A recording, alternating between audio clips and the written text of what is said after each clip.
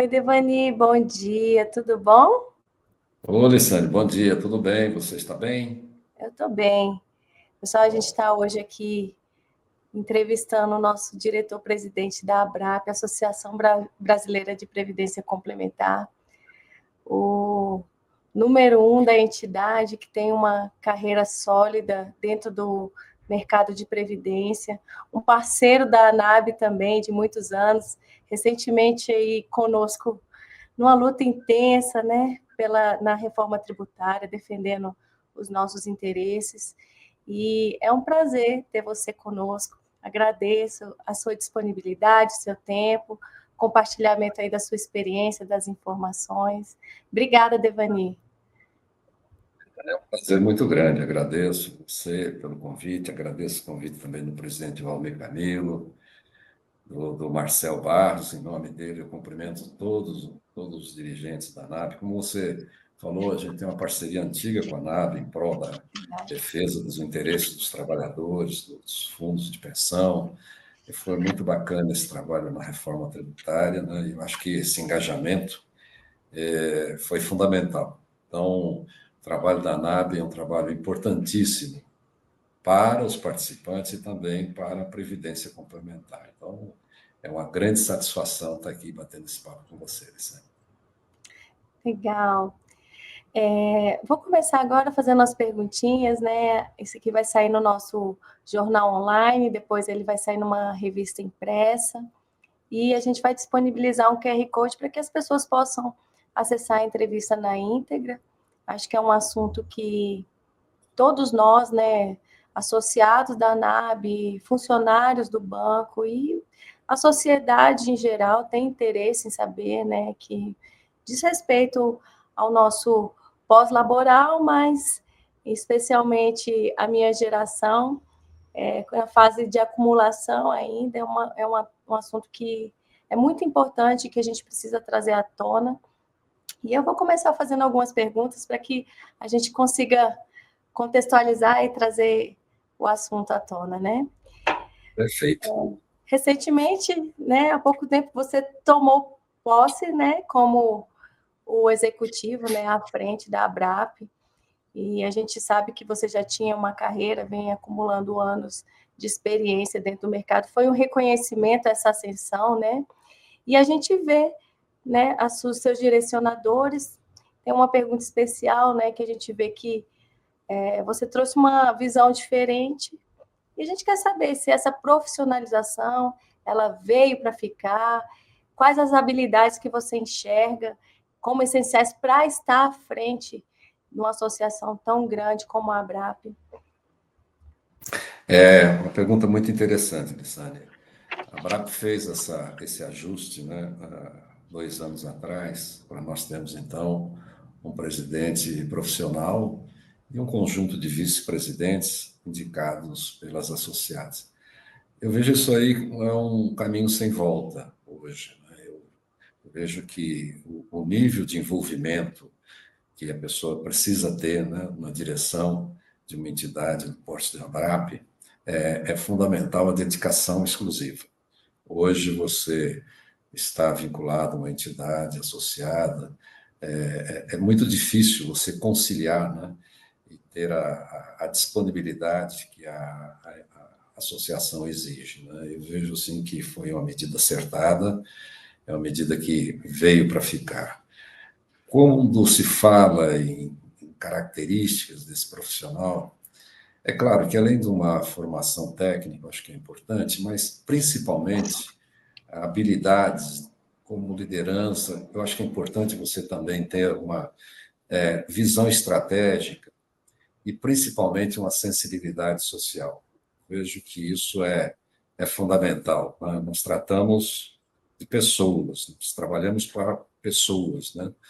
Hoje os fundos, eles não existiriam se não tivessem os participantes, não tivessem os assistidos, não tivessem os pensionistas, enfim. E cada vez mais eu acredito que habilidades humanas, estratégias serão fundamentais. E aí eu diria que um pouco de inteligência emocional conhecer as nossas emoções, as emoções dos outros, trazer isso como um trabalho de motivação, ter uma capacidade de articulação institucional, acho que é fundamental, ter uma comunicação sempre clara, uma comunicação constante, né? Além de tudo, ter um pensamento crítico e sistêmico. Acho que isso também faz parte, né? E eu diria também um pouquinho de liderança, mas uma liderança inspiradora. Eu acho que é esse o grande foco, né? Essas são competências que, a meu ver, são fundamentais para conduzir entidades, né? Que impactam aí milhões de brasileiros e gerem, né? Bilhões em patrimônio, Lissane. Verdade, verdade. Eu estava vendo uma fala sua que sobre na sua posse mesmo, né? Você mencionou que passa um filme na sua cabeça, né? O que você acha que foi mais revolucionário, né, em relação à previdência lá atrás com o que acontece hoje, né? E de forma complementar, se você puder comentar também, qual é o desafio que ainda persiste em existir aí para a gente superar? Sânia, realmente é uma história longa, né? Nós tivemos essa previdência complementar instalada no país no momento assim de crescimento econômico naquela oportunidade, nós estamos falando lá atrás, nos anos 70, né? No tal do Brasil empresário, e aí os fundos foram utilizados como um elemento, né, de equiparação entre os trabalhadores seletistas e os estatutários, principalmente no âmbito estatal. Esse foi o começo e foi uma proposta inspirada no modelo que já existia nos Estados Unidos, né, nos anos 70 também, mas nós fizemos mais do que customizar esse sistema, né, ao longo do tempo. E aí eu acho que o que mais marca a nossa história é essa transformação, que eu chamo de uma transformação quase que revolucionária, que foi o fortalecimento da governança, né, e da transparência nas entidades.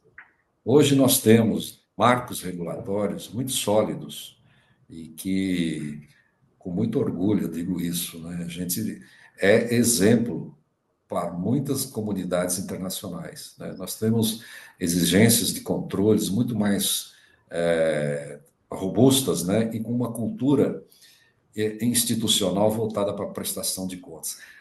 Tudo isso aí que eu estou dizendo é muito importante quando você fala num sistema que ele cresceu de uma maneira sólida e ele se fortaleceu através de instituições que estão cada vez mais próximas dos participantes. Então, nós não temos hoje um produto de prateleira, nós temos, na verdade, uma previdência ela construída e operada, né, de comum acordo, não só com patrocinadores, mas principalmente com os participantes. Isso é um tesouro muito grande, né, essa vinculação. Então, eu acho que essa foi talvez a grande mudança que nós fizemos aqui no Brasil, né, trazendo uma previdência complementar feita por pessoas e para pessoas.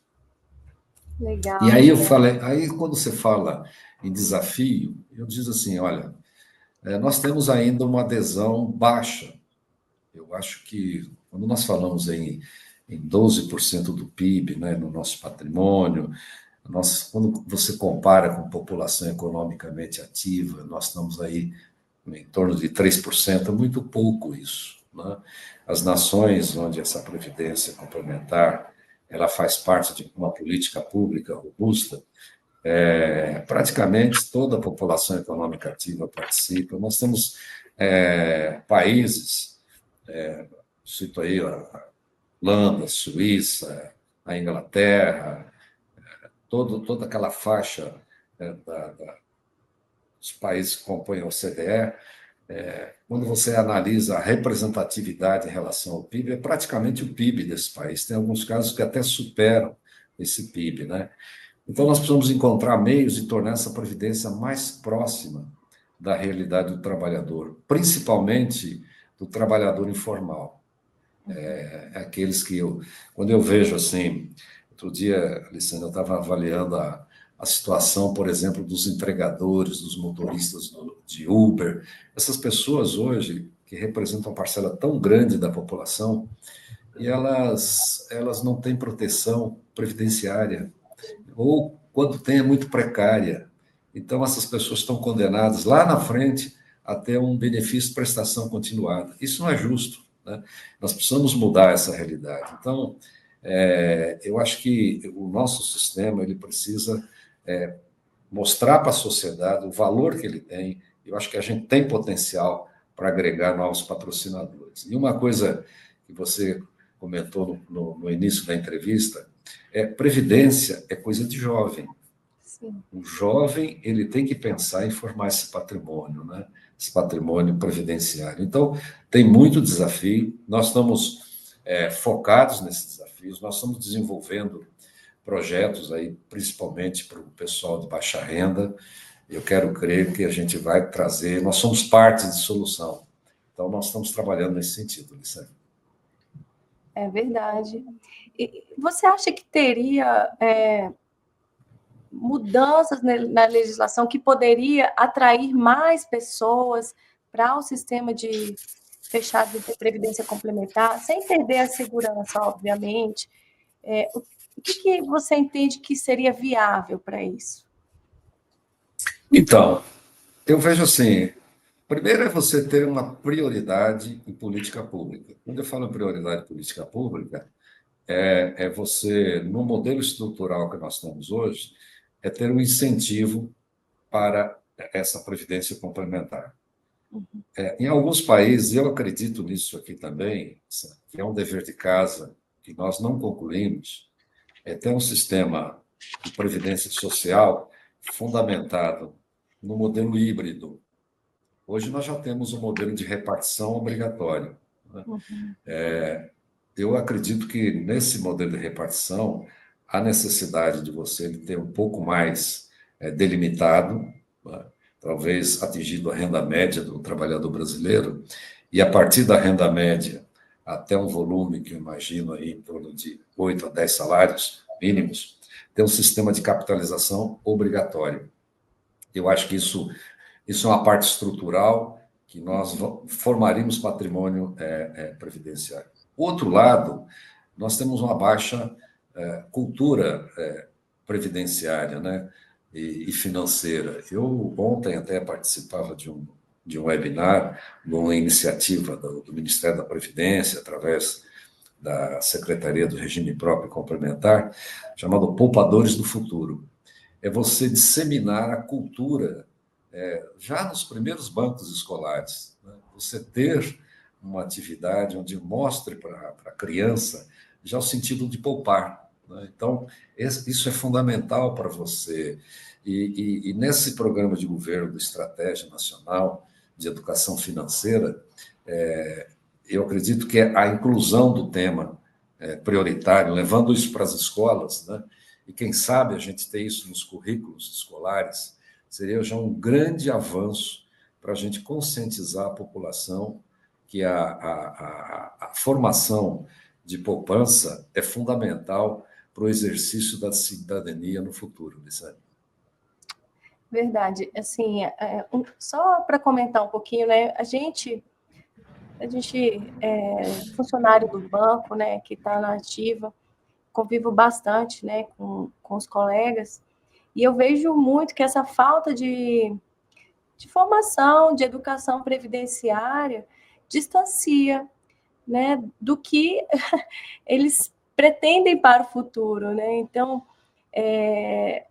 quando a gente conversa com um colega e ele está assim muito envolvido nas atividades do dia a dia, trabalho, né, as atividades domésticas, os interesses pessoais, ele sequer reflete, né, que lá na frente ele vai precisar disso. Isso porque a gente tem um fundo, né, que o banco ele contribui na mesma medida, a gente tem uma possibilidade de acumular, né, num numa régua proporcional e o banco também aportar.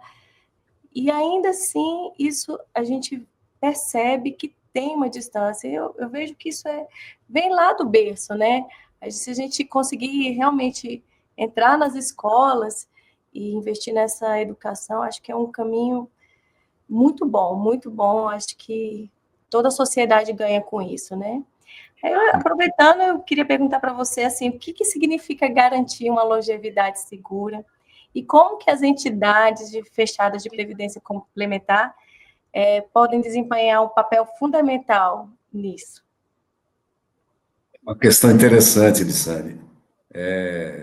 A gente vê que o avanço da ciência, da medicina e das condições sociais nas últimas décadas trouxe assim um fenômeno que eu considero incontestável, né? As pessoas estão vivendo cada vez mais. Isso é bom, né? Se, por um lado, esse prolongamento da vida é uma conquista da humanidade, por outro, exige um planejamento, um preparo, uma estrutura, né, para que essa longevidade seja não apenas longa, mas também seja segura, digna e financeiramente sustentável.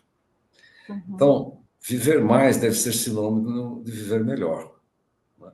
No entanto, sem os devidos cuidados, esse período estendido de vida pode ser marcado por inseguranças, né, principalmente financeira. E aí a noção de longevidade segura refere a uma capacidade de você garantir que os anos adicionais de vida não sejam um fardo, mas uma oportunidade para continuar ativo, saudável e economicamente estável. E aí eu vejo que no Brasil, o sistema de previdência complementar fechada, né? E você citou a Previ, um exemplo disso, uma entidade centenária, né? Representa um modelo de sucesso, né? Com boa governança, com sustentabilidade atuarial, crescente cobertura social, né? Então, ampliar sua abrangência e acesso é essencial para enfrentar esses desafios do envelhecimento populacional, né? E oferecer a milhões de brasileiros uma aposentadoria tranquila, segura e digna. Eu vejo, Lissane, que as nossas entidades, elas não são apenas gestores de recursos, elas são guardiãs do futuro, de milhares de vidas, né? Seu fortalecimento eu vejo assim como um investimento no presente para um retorno garantido para o futuro. Isso, para mim, é longevidade segura, né? É você trabalhar, como nós temos trabalhado, né? Previ um exemplo disso, o seu patrocinador, o Banco do Brasil, é um exemplo disso, né? Garantindo que essas pessoas tenham realmente uma velhice que não seja simplesmente uma aposentadoria da vida, mas uma aposentadoria simplesmente do trabalho. É verdade. Muita gente confunde capitalização com privatização. Como é que você explicaria essa diferença assim, de uma forma simplificada? E também, se puder comentar também, como é que a gente pode aprender com o que aconteceu com o Chile, para a gente evitar riscos. Legal. Aliás, eu tive uma experiência, Alessandro, que eu vivi no Chile um bom tempo, né? Eu acompanhei lá o que foi feito. Te agradeço a pergunta, né? Legal. Bom, olha, realmente existe essa confusão, né, entre conceitos de capitalização e privatização, né? A capitalização é um mecanismo de formação de poupança, né, em que cada trabalhador acumula recursos para a própria aposentadoria. Essa é a dinâmica, né? Já para a privatização não se trata da gestão desse sistema, que pode ou não ser feita pelo setor privado, né? Então, você pode ter um sistema de capitalização, até como eu citei na questão anterior, de um sistema público capitalizado, né? Muitos países fazem isso, né? Então, essa diferença é bom esclarecer. Uma é um mecanismo de formação de poupança, o outro é um sistema de operação, né, dessa gestão. Então, são coisas completamente diferentes, né? E o alerta que eu dou para o Chile não foi um bom exemplo, né? Em 82, Lissane, aconteceu lá, eu estava lá nessa época, E o governo do Pinochet, ele determinou um aumento de 10% dos salários de todos os trabalhadores, e a partir daí cada um deveria procurar uma entidade que chamavam lá de AFP, Administradora de Fundo de Pensiones, e escolher formar a sua poupança. Então, o Estado saiu completamente da proteção dessas pessoas, um erro crasso. Né? Então, eu acho que o Estado sempre tem o dever do bem-estar social, você ter o tamanho dessa participação do Estado, que é a discussão. Nesse caso, como eliminou, né, essa presença do Estado, deixou isso a nível do trabalhador, muitas coisas aconteceram. Por exemplo, o trabalhador, como não havia nenhum tipo de controle, ele simplesmente deixou de contribuir para esse modelo. Não formou patrimônio. Né? Teve lá também, não priorizou, né? Teve lá a indústria também da portabilidade. Você fazia, essas AFPs, elas competiam entre si e dava prêmio, uma bicicleta, liquidificador, coisas, e tiravam um do outro. Não, também teve isso. A empresa não contribuía. Bom, resultado disso tudo. Hoje, lá, uma aposentadoria por essas AFPs representa algo como 60% do salário mínimo do Chile. Então, você não criou proteção social. Né?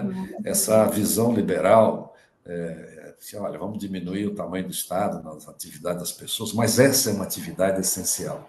Né?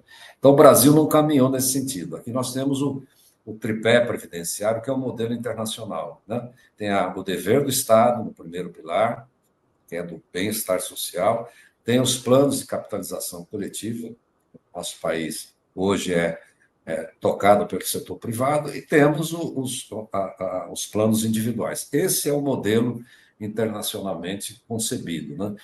No Chile, virou um modelo perneta, de uma perna só, né? E o resultado, infelizmente, o Chile ainda vai ter muitos problemas. Na própria episódio aí da pandemia, foram feitos 3 saques dessas reservas.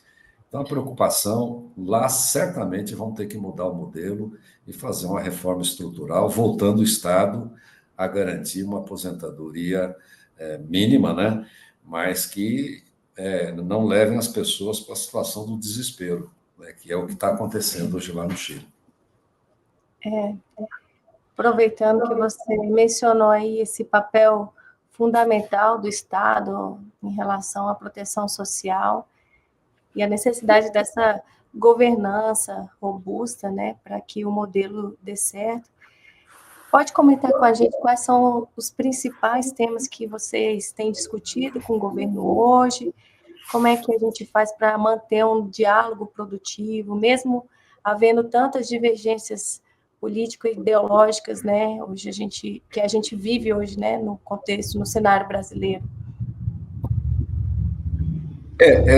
Essa é uma questão muito importante, sabe?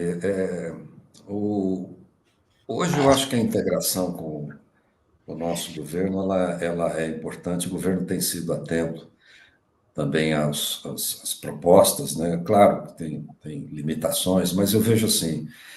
Primeiro, eu vejo com naturalidade as divergências ideológicas, né? Eu acho que isso aí eu sempre digo, né? A gente precisa acreditar sempre no diálogo, né? Nós temos que ter sempre essa capacidade do diálogo e uma coisa que a gente precisa praticar muito, Luciana, é saber ouvir também, né? Porque às vezes a gente tem o nosso mundo, né? E precisamos interagir com as contrapartes. Né? Eu vejo que assuntos como, eu acho importantes, né? Como foi a reforma tributária, nós ainda temos avanços nessa parte tributária que eu acho que merece, e a gente tem tratado nisso. Aliás, a semana passada nós apresentamos 2 projetos de lei, um permitindo que os planos família, você hoje tenha seus familiares, né, mas tem muitos que não são seus dependentes para efeito de imposto de renda, e você faz a contribuição, e normalmente você não tem a condição de deduzir. Né? Então, a ideia é uma alteração para que todos pudessem, fazendo uma contribuição para um plano previdenciário, né, ele pudesse fazer a dedução. Isso já alavancaria muito esses planos família. Acho que é uma coisa importante aí, né? Temos também uma proposta no sentido de que as pequenas, as microempresas, elas possam também ter uma vantagem aí para a implementação desses planos, né? O Brasil tem 8 milhões de empresas, e a grande maioria delas nesse conceito de micro e pequenas, né? E falta um olhar mais adequado dentro de uma política pública de formação de poupança estável de longo prazo para incluir essas empresas, né? Vejo assim também que quando você fala em maior cobertura previdenciária, Missane, parece uma coisa assim, os números eles alarmam muitas vezes quando você debruça, né? Nós temos uma força de trabalho no Brasil hoje, pessoas com idade de trabalho, são 129 milhões de pessoas. 70 milhões, Missane, não tem uma proteção segura previdenciária. Então, incluir essas pessoas, né, é fundamental. E sempre quando você fala em inclusão, você fala, bom, e custo para isso? Eu acho que dentro de um modelo híbrido, né, onde você possa conciliar a repartição, né, sistema de orçamento com capitalização, isso é possível. A gente sabe que isso é possível, né? E é nisso que nós temos discutido isso lá com o Ministério da Previdência Social, o Ministério do Trabalho. Nós precisamos ter solução para esse público. E nós temos já um modelo que funciona no Brasil. Essa previdência complementar no Brasil já é uma previdência estruturada, já vai completar aí mais de 50 anos, né? Então, é importante a gente ter essa visão também de expansão. Nós temos tudo pronto, né? E a chave é manter uma postura institucional, apartidária e técnica, né? Buscando consenso, né, em torno de objetivos comuns, ampliar o bem-estar social e garantir a sustentabilidade fiscal. Perfeito, perfeito. A gente vê assim, alinhado a tudo que você falou, né, que a Abrap ela vem trabalhando assim, tanto com a formação, tecnologia, inovação. Como é que a gente conecta tudo isso para melhorar a educação previdenciária, para a gente poder também avançar nesses incentivos, para poder abraçar toda a sociedade, como você mencionou, né? Isso é um desafio muito, muito interessante, porque eu digo aqui para os nossos pares, nós precisamos inovar na educação previdenciária. Nós precisamos criar mecanismos, né, de integração. Hoje, Lissandro, quando ele fala num jovem, ele não pensa em se aposentar, né? Ele nem passa pela cabeça dele. E quando passa, ele não quer, vou ficar tanto tempo, né, vinculado a um plano. Eu costumo dizer, olha, a gente precisa parar de vender plano de aposentadoria. Parece incrível, né? A gente tem que vender a possibilidade das pessoas formarem um patrimônio e ter uma renda qualificada no futuro e realizar sonhos. Então, eu acho que esse modelo ele envolve realmente uma integração das várias áreas, né, da nossa atuação, mas principalmente o motor de tudo isso é a inovação, né? É criarmos um ecossistema que combine conhecimento, soluções digitais, né, e articulação institucional. Isso acelera a inovação e potencializa a educação previdenciária. A Abrap vai apresentar um projeto, espero, aliás, quero aqui registrar um agradecimento à ANAB, que ajudou muito nisso. Nós estamos criando uma frente parlamentar da Previdência Complementar fechada. Conseguimos as assinaturas e vamos levar esse projeto adiante. E uma das primeiras propostas que a gente quer levar, Alessandra, é criar um código de defesa do poupador. O Brasil tem um código de defesa do consumidor, Por que não um código de defesa do poupador? Um código que ele estabeleça, vamos dizer assim, uma prioridade, onde você coloque a poupança como prioridade. Isso é um fator de inclusão, né? Isso é um fator de transformação social. Isso motiva. Então, o nosso trabalho, quando eu falo em inovar, nós precisamos levar essa educação para aqueles que são os instrutores, os professores. Nós estamos desenvolvendo aqui um projeto de integração, né, levando kits de formação desses propagadores, né, da informação, e também um conjunto integrado de ações.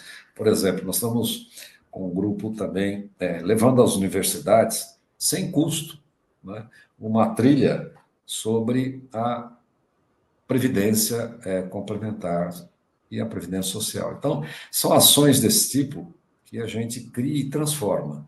A gente, quando fala, bom, mas o Brasil é tão grande, mas se a gente não começar, se a gente não tiver uma...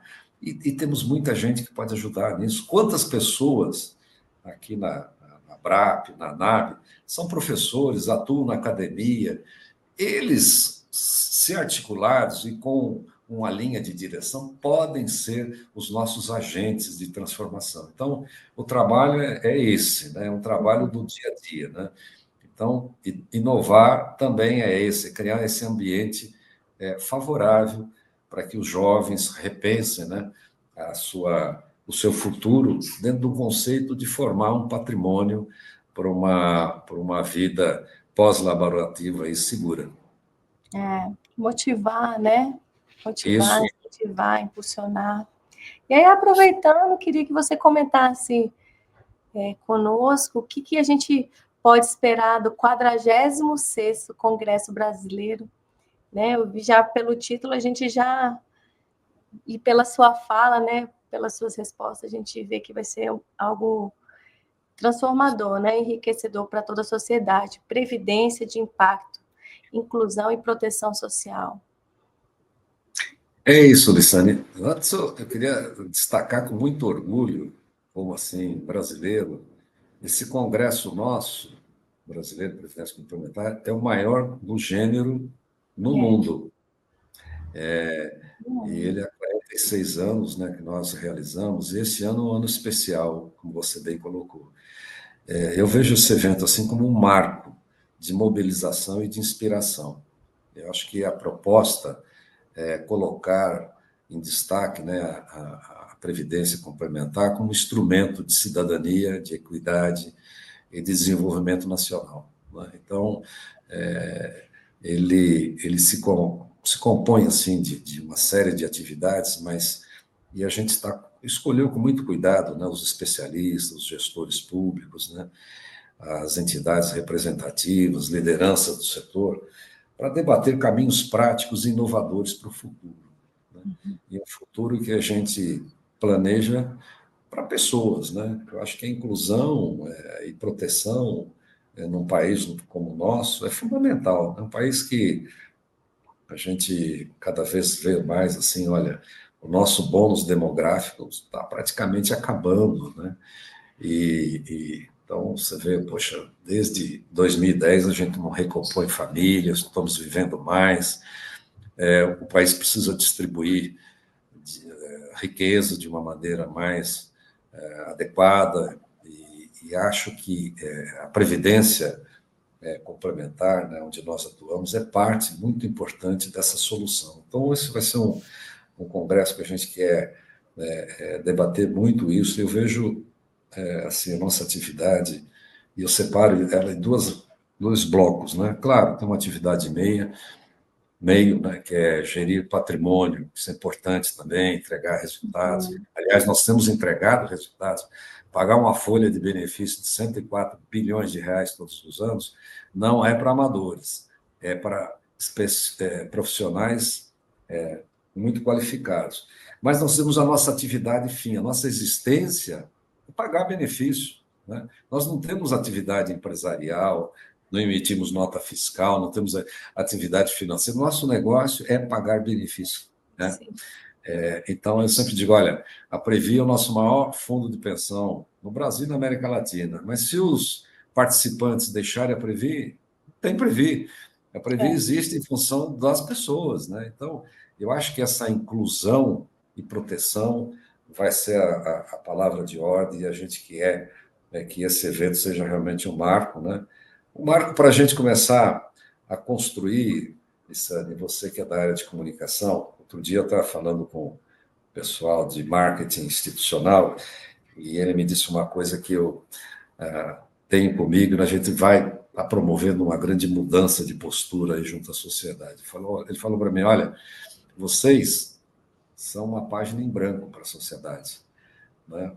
Vocês comunicam muito bem para vocês mesmos, né? E a gente precisa comunicar, é o que eu chamo, né? É catequizar o não convertido, né? É trazer, né, mais participantes. Então, esse vai ser um debate muito interessante lá, e eu estou com uma expectativa muito positiva para esse congresso, Vicente. Que legal. Assim, toda a sua fala ela é muito inspiradora, porque ela traz uma humanização da Previdência, né? A preocupação com essa inclusão das pessoas que hoje estão fora do sistema, e a preocupação mesmo, porque se a gente conseguir ter as pessoas, né, no pós-laboral protegidas, a gente também promove o desenvolvimento de toda a economia, né, de toda a sociedade brasileira, né?